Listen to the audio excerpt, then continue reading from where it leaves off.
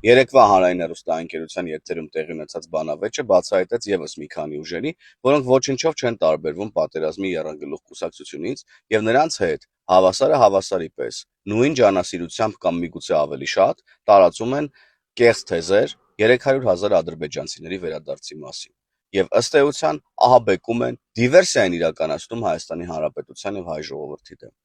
Հայ ազգային կոնգրեսը,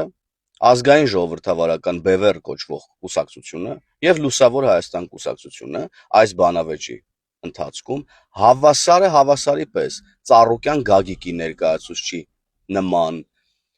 Կալուգացի օլիգարխի ներկայացուցչի նման, Քոչարյան Ռոբերտի ներկայացուցչի նման տարածում էին այս կեղծ թեզը եւ ըստ էության միմյանց հետ պասերով խաղում էին։ Չէր զիջում նրանց նաև Թաթոյանի ներկայացուցիչը, Սերժի Թաթոյանի ներկայացուցիչը, ուղղակի նրան երևի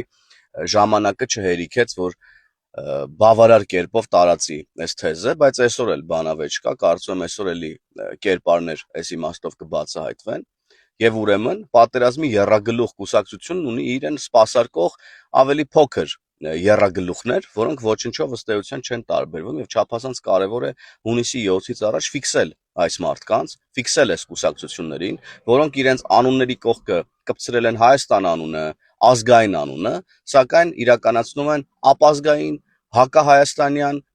գործունեություն եւ ուղղորդվում են ակնհայտորեն դրսի ուժերի կողմից եւ ոչնչով չեն տարբերվում պատերազմի եռագլուխ կուսակցությունից։ Ուշադիր եղեք, սիրելի հայրենակիցներ, եւ զրո ձայն տվեք բոլոր այն ուժերին, որոնք փորձում են դրսից ուղարկված թեզերով ահաբեկել, կեղծ տեղեկատվության միջոցով վախեցնելով ձեզ ձայներ ստանալ։ Նրանք այս ընտրություններում պետք է ստանան զրո ձայն եւ գործակալական ցանցը Հայաստանի Հանրապետությունում պետքա վերջնականապես վերանա։